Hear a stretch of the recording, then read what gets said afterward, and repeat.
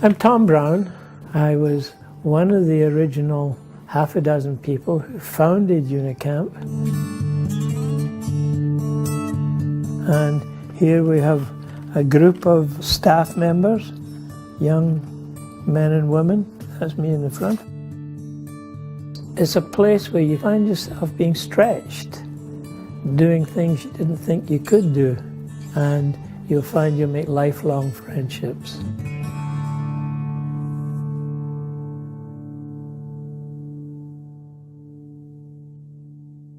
Unirondack was an inspiration for our thinking about Unicamp. We were sending our children there, and we talked a lot about the fact that there's absolutely no reason why we couldn't have a camp similar to that in Ontario. At that time, David Hartman was a member of the Willowdale congregation, and he brought up he had some land near Honeywood in Ontario, and he thought it would make a perfect place for what we were looking for. David had suggested that we could get going the following year, and he would rent the property to us for a very nominal sum, and we could get it off the ground. We decided we would build 6 dormitories and a dining hall. David and Ernie Fry, another member from Willowdale, put up the money. That started in the late winter, early spring of 1969. And unfortunately, that spring and early summer was probably one of the wettest in history. And we got through it and we were finished. The first campers showed up in the end of June in that same year. I don't know where we found the energy, the drive, the commitment. Everything had to go by the board until we got it done, and it was a huge effort.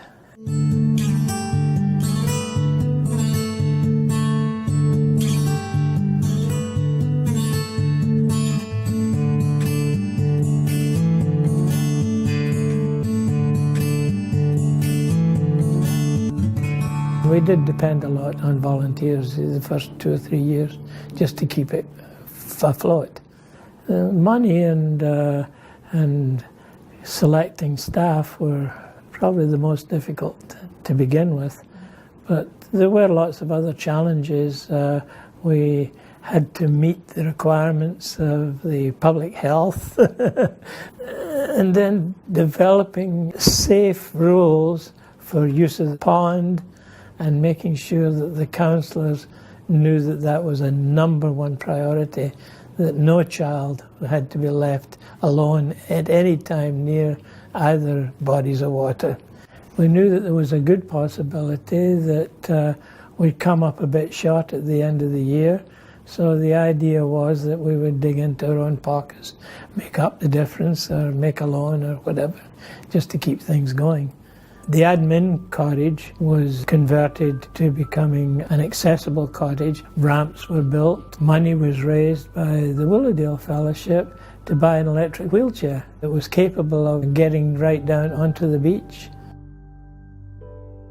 A lot of that construction work that was involved and the financing was done by the Hamilton congregation, which was...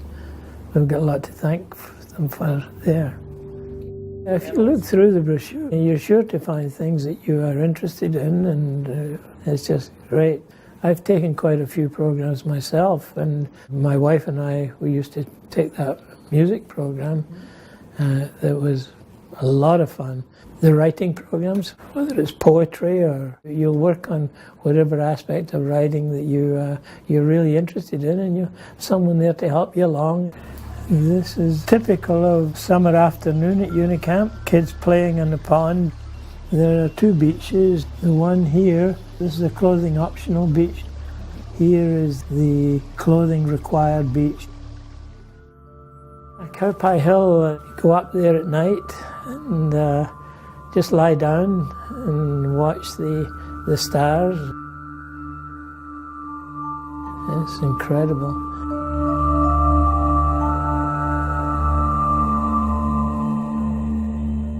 The seasonal campers quickly became boosters for Unicamp. They would speak about it at their congregations. They pay for the site, but many of them are significant donors to the camp. And you don't have to bring your cook stove with you. You can buy meals at the dining hall and you can have company. Most of the worship services that I've participated in include the natural surroundings, experiences that the campers have had that week, and the worship service usually centers around what is happening in their daily lives, and it's meaningful.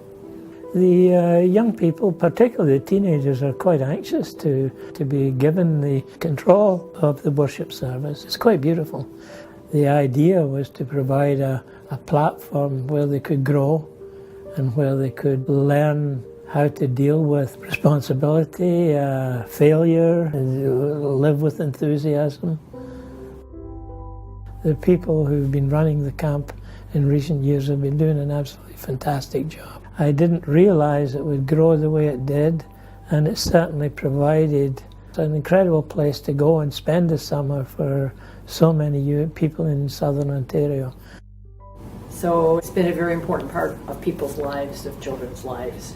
Can you talk a bit about that? Yeah. Bringing you to tears a bit. It really touches you. Can you just try to talk a bit about it? I suppose it's such an open place where people can explore ideas, learn about nature, be encouraged to become responsible for it, just see the world through a Unitarian lens.